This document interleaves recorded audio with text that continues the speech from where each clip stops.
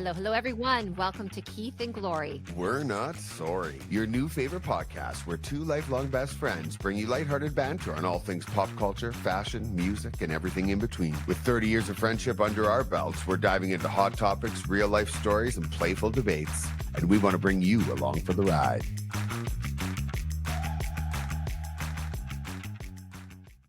Welcome back, everybody. Hi, Keith. Hi, How are you today? I'm good. How are you? I'm doing good. Another busy week. Just got back from Milwaukee. Milwaukee. Yeah, that was interesting. First time I've ever been to Milwaukee. So drank the beer, had the cheese, all the things. It was good. I'm in a moment right now because it's August, which Uh-huh. to me is like the Sunday of the months. Keith, I don't feel sorry for you. You have way too much time off in the summer. I don't feel sorry for you. Yeah. But what you're trying to say is school's coming to a near here, right? 3 Yeah. weeks. 3 more weeks. Oh gosh. Yeah, my Ella starts school Monday, so they go back to school really early Ugh. here. Anyway, we have such a special show today. We have a very special guest, one of a very old, near dear friend of ours that we've known all of our life, Larissa Logozzo, who is here to share her incredible story of resilience. It's a comeback story. Everybody loves a good comeback story. I think she's inspirational, and just what she's done to turn around her life is just absolutely fantastic. So I won't steal Larissa's thunder, but Larissa, thank you so much for being here. Say hi to everybody. Hi, guys. Thank you so much for having me. I'm honored that you asked me to be a part of your podcast. Yeah, So Larissa, let's start of how we know each other. I mean, we all grew up together back in Thunder Bay. You did. Yeah, I'm trying to think when we met first. I'm sure it was Thunder Bay, but I think you and I became closer when we were working up in Fort McMurray. Like we Yes. were up in the Great White North together. And I remember when I met Larissa, you had a party in high school and we were walking down some pathway. I knew you then. You were this, effervescent, bright young girl who had dreams as a teacher. Every kid wants to be a marine biologist. But you actually when I knew you, you were such a goody two shoes. You went away to Hawaii for marine biology school. Why don't you tell us a little bit about your past and Sure. And you know what? I remember all of those things. I remember when we decided to go up north and get boy jobs because they made more money. And it was a great way to start making good money. We were all in this apartment. I don't know how much money we were paying for rent. It was a bazillion dollars, but I remember we didn't have furniture, Larissa. We were sleeping on air mattresses. Yeah, it was and what we a would wild wake time. each other up in the morning and we'd all be like, oh my God, I hate my life right now. And we'd go to Tim Hortons and we'd get coffee and we'd all pack into one truck and take each other to work and we'd take turns driving. It was wild. I write about it in my book, Larissa. Maybe I'll have to add that chapter in, but it was a wild time. It was.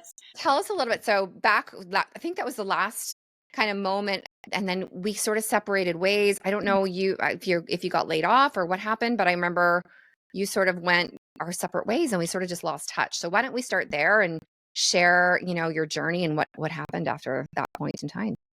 Sure. So I was, let's see. If we start from that point, yeah, we were all working up north on the oil rigs. And it was about during that time where I started dabbling into addiction, just dabbling into drugs. Well, and before you, as I said, when I met you in high school, you didn't drink, you didn't do drugs, you didn't do anything. So growing up in Thunder Bay, I mean, I grew up with you guys in Thunder Bay in a beautiful custom built home. I had so many friends. I had passions. I had goals. My dream was to be a ballerina because I had danced my whole life, or to be a marine biologist. And unfortunately, I definitely don't have the physique to be a ballerina. So I had to do something that was more realistic. So I'm like, okay, I'm going to be a marine biologist. So I applied for university in Hawaii, and I went to University of Hawaii, and I went to university in France for marine sciences. When I came back from France from university, my mom fell really ill. And that was about at the time where we had started working up north, and I was using prescription medication. so prescribed opiates, and I started using them recreationally. And it just got so bad that So sorry, opiates would be of the Like, Percocet, OxyContin, fentanyl family. yes, but fentanyl wasn't a thing back then. Okay. So it was more just prescription pills that were prescribed from the doctor. So I started dabbling into that.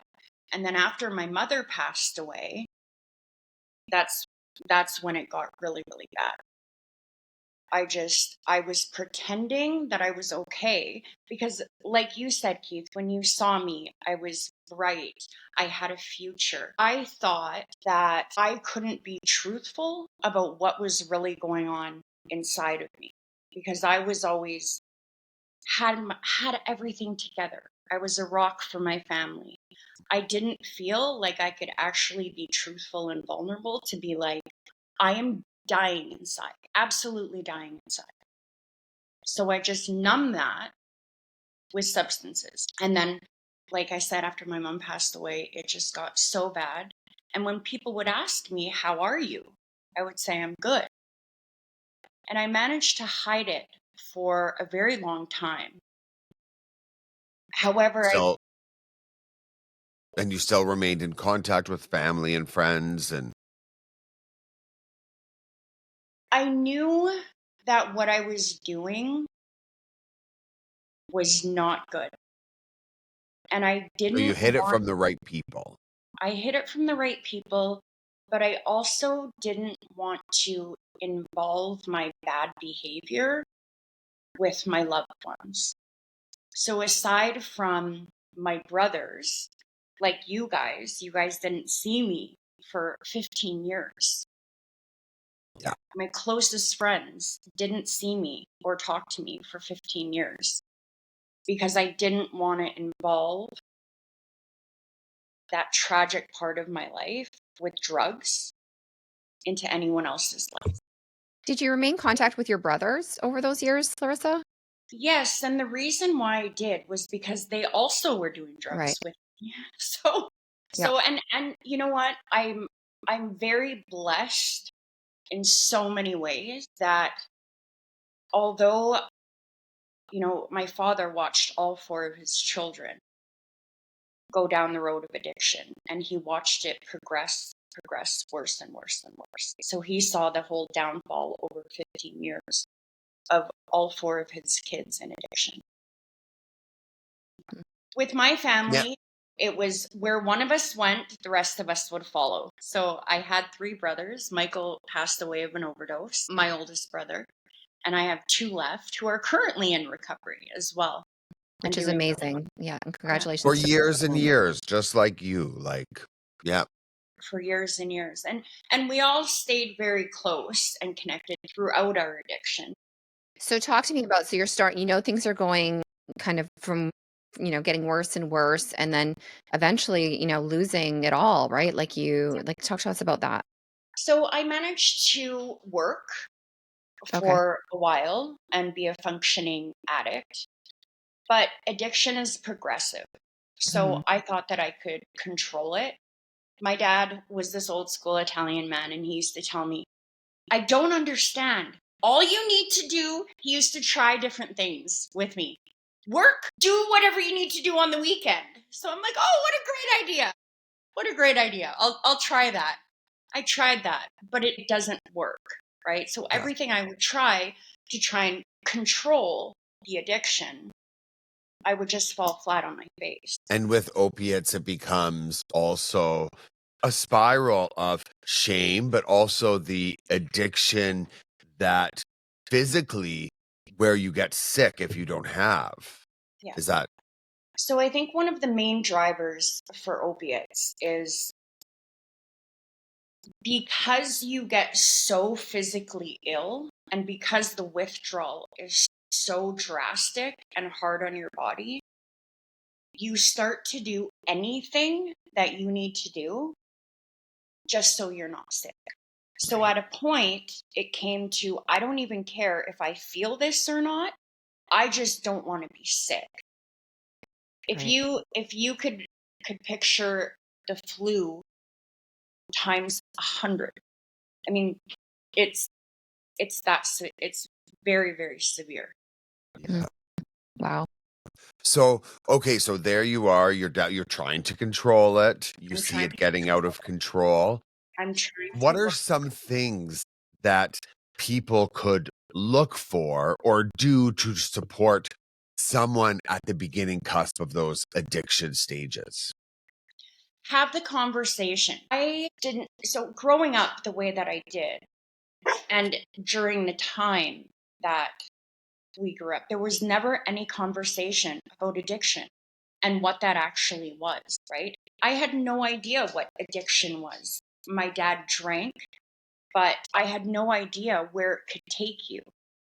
So I couldn't foresee, or no one around me had been down that road. So I didn't see what I was in, and nobody could have a conversation with me about Yeah. it because they didn't know at the time either. Yeah. Even now, I find with you're dealing with anyone with addiction, mental health, anything, it's just that person, right? Okay, so you're trying to do it, and then when does it kind of get worse? I had met someone. It always Yeah, always comes down to a boy. yeah, I had met someone who also was like-minded and used as well, and we started using together, and this was a 13-year very toxic, very, very, very abusive relationship, and I stayed too long, and I also used that as an excuse to keep using. And every time I would get hurt or in the hospital, it would give me less and less hope of ever figuring out a way out of it. Because on one hand, there's all this abuse happening. And then on the other hand, I'm stuck with having to have to use this substance with no way out.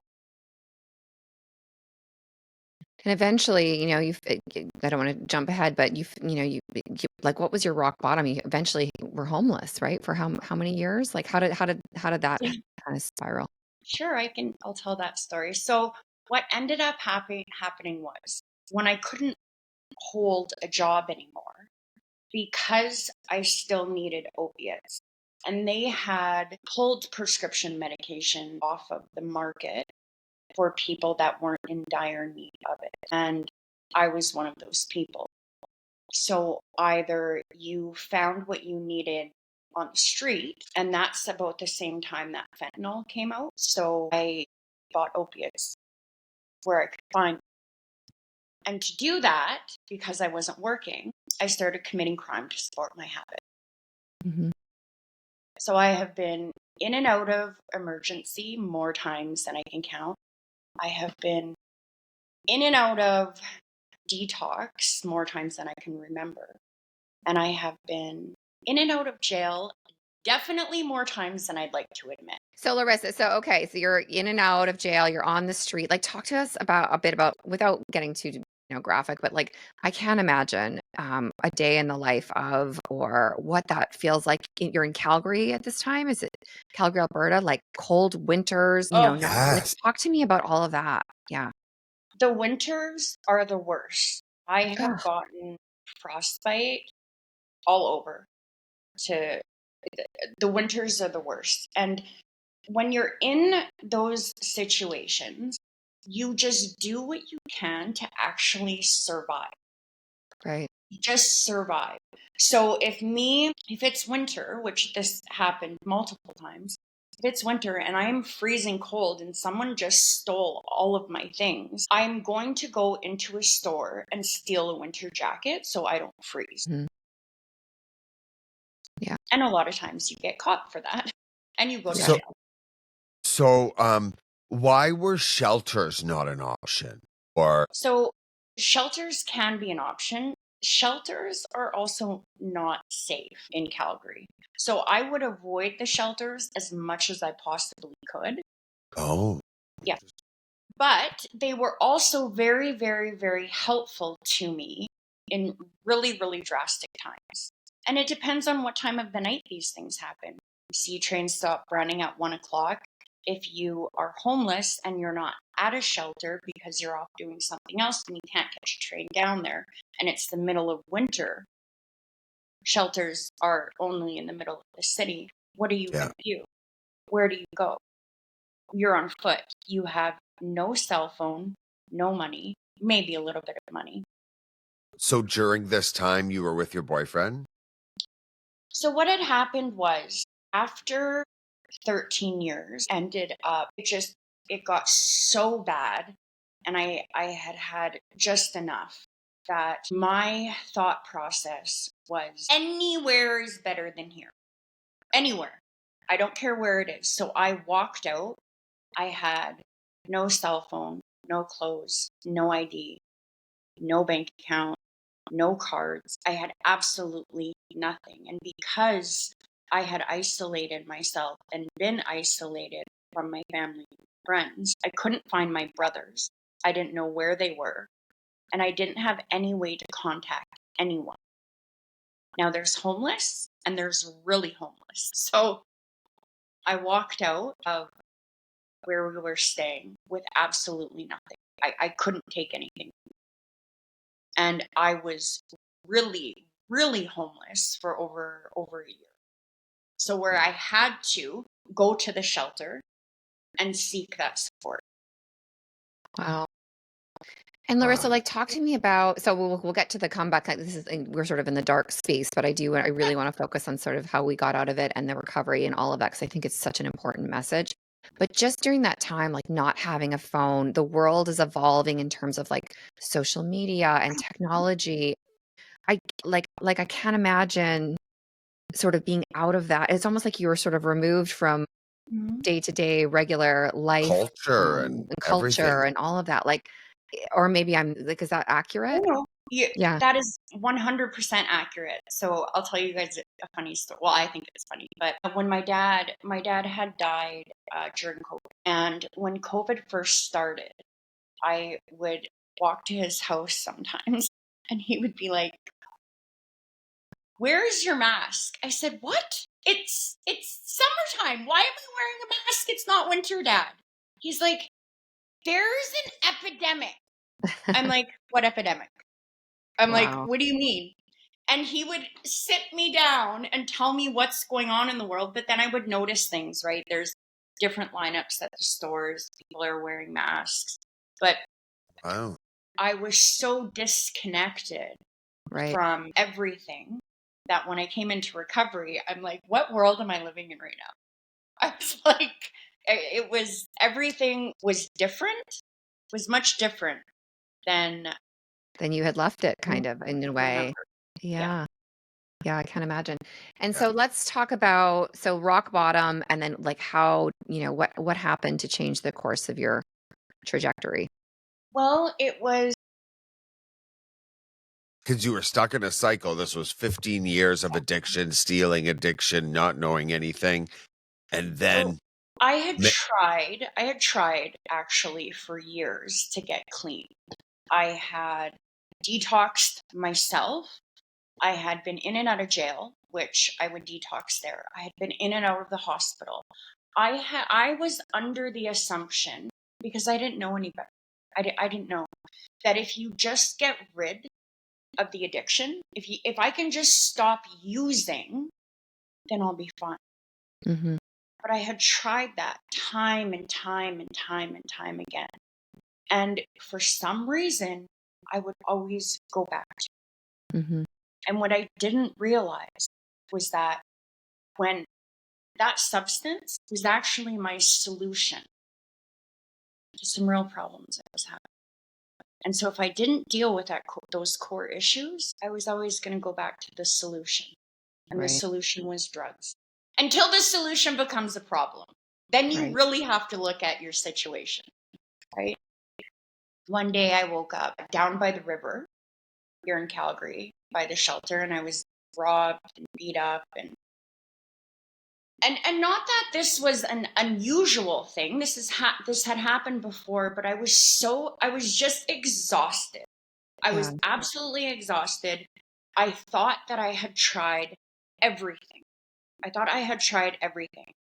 And I was ready to give up. I was like, Yeah. you know what? I'm done. So I just knew with every fiber of my soul that if I wasn't going to have a way to come out of where I was at, and it's not that I wanted to kill myself, but that I was going to die. I was actually going to die. I was in that desperate of situations with people, places, and things that I knew I was going to die. So I crawled over to the shelter and she put me in an ambulance. The nice lady there put me in an ambulance and sent me to the hospital. And when I was at the hospital, the doctor, I looked at him and I said, listen, and to be fair, the doctor knew me by my first name because I had been in there so many times. Mm-hmm. But I said, I need some real help. And I don't know what that looks like, but I know with every fiber of my soul that if I go back out there, I am not making it back. You're I'm that not. close. Yeah. Yeah. And once again, I had it in my mind, anywhere is better than here. Like, I just can't do this. So I either need a solution or I'm going to die. And I That's was the at title of your book right there, Larissa. Anywhere but here. You Yeah. need to write a book. I would read Yeah. it in 2 seconds. Yeah. And you know what? I was actually at peace with that.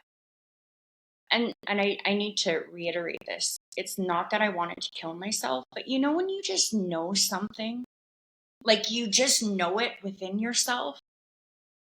I knew that if I didn't have a solution, that I was going to die. So the doctor looked at me and said, well, we're discharging you tomorrow. And I said, oh, Like, where are you going to go? And like, I I know. want to touch on that, like the broken system that we live in, right? Like, Hmm. talk to me a bit about that, Larissa. Or maybe it's not Well, broken. I mean, you And obviously, how you're you know. treated by some healthcare professionals, well, I'll unfortunately, tell as you, I addicts. have been in and out of emergency I was in and out of emergency for over 20 years. And with what kind of things? Like, what would bring you to an emergency as an addict? So Anything from, I guess, overdose to a mugging or anything like that? yeah, mugging, violence, infections from drug infections, which I've given myself some pretty severe health problems, temporary health problems, which I needed emergency care for multiple times because you just don't know what you're getting. You don't know what's in everything. And when you're using multiple times a day, every day, there's a lot of risk there. It's very high Mhm. risk. So you go to the hospital, you're in the hospital, they're going to discharge you. And then what? And then I had a friend come see me and I looked at her and I said, I need some real help. And she Yeah. said, okay. And I went to detox. I could have taken myself there on autopilot, but she took me to detox, bless her soul. And then I went into treatment. I did a 5.5 month treatment center, women's treatment center, which focused on, so the treatment center that I went to it was trauma based. It focused on the trauma because their outlook was, let's deal with the trauma first, and then you can deal with the addiction. And do you remember how I was telling you that the addiction was my solution, right? Hmm. Because real issues that I was having. So that worked for me. That really, really worked for me. And after treatment, I went into sober living and I lived in a sober living house for a year. And I started working. And then I got my own place and got my license and got a car and learned how to fill out a tax form again. And there was a million hoops that I had to jump through. But And how more long have you been sober for now? 3 years. Woo. 3 years. 3 years. That's crazy. Congratulations. Yeah. It That's, it it So, honest to God feels like a different life. Like it feels like I feel like me again. yeah. I feel relieved. I feel like, oh my God, I'm yeah. this feels natural to me. Yeah. You feel at Yeah. peace. I Yeah. mean, we've had this conversation at my dining room table. And one thing that I was taken aback by when the first time after seeing you after 15 to 20 years, I was a little nervous. And, just because I was like, what's she going to come in? And I have to say, like, since I've seen you in your recovery, you are glowing. Your happiness shows. Your vocabulary, like you did not lose any of your wit, any of your smarts. Like you're just exactly kind of how I remember you, but a little bit better. So congratulations to you. Yeah, Thank it is interesting, right? Like, so 15 years of abusing your mind, your body, all of you. that. Yeah. You wonder sometimes about your cognitive ability and, all of that. And I agree with Keith. I mean, you're just so you would never know if you, obviously you're telling the story, but, And you I've know, read some of her writing that's amazing. And I'm like, how? Like, yeah, just like, yeah. So what was it that finally clicked in you? I mean, like, it sounds like you had 15 years of like it's rock bottom. horror. Yeah. Yeah. Like, I don't think I would not I mean, who knows what, but in the throes of addiction. But um, what do you think it was? Do you think it was kind of that one person that stepped in? Do you think it was you that just finally woke up that morning and decided yourself? I think that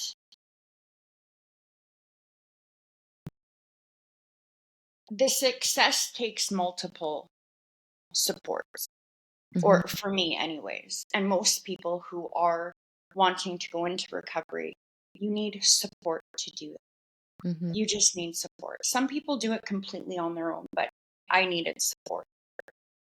But in order for me to receive that support, I was graced with the gift of absolute desperation. And because I was so desperate to change where I was at, because I didn't want to live like that anymore. I just didn't. I was tired. I had exhausted all of my own ideas on how I thought I could make this work. I had exhausted them, and none of them worked. So I knew I needed to do something different. I just didn't know how or what. And I didn't think that I didn't know that there was something such as actual recovery. I didn't know that there was that pathway. And do you think there could have been a person over those 15 to 20 years that could have came and got you and said something or did something that would have helped change your mind? Or do you think it's all on that one person? Or like you have to be ready. Like, do you know what I mean? You have to meet. You, Yeah. you really, well, you really have to be ready. Yeah. You have to be ready. However, you know,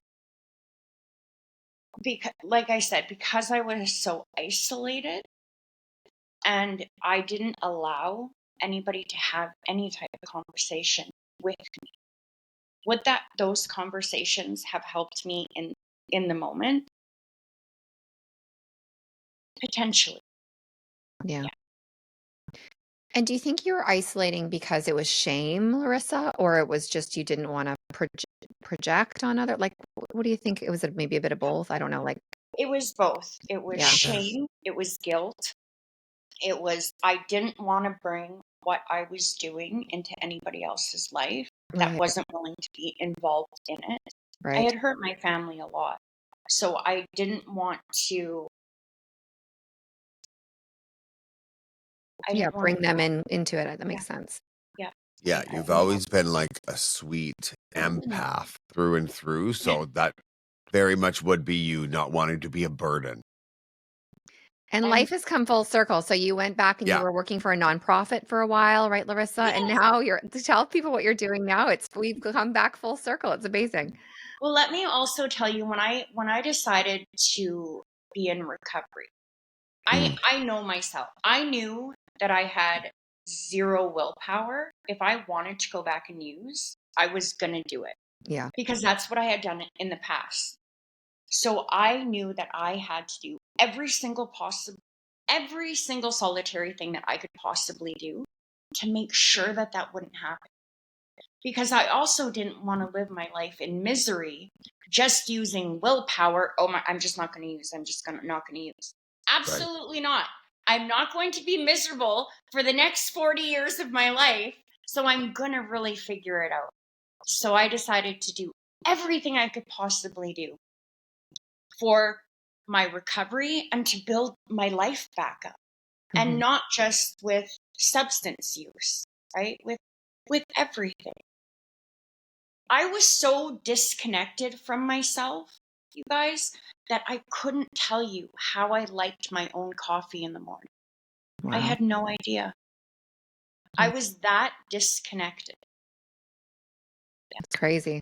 Did you have a community when you were homeless, or was there a sense of like, was there people looking out for you? Was it like, oh, there's Mary, good thing I saw her, or you know what I mean? Is there any of that? Yes, yeah, there is. However, there's also the opposite, Right, right? I'm So sure. there's the two, and it really it's quite the manipulation game out Yeah, there because there's I'm sure. one end goal, right? And because it's so severe for people that a lot of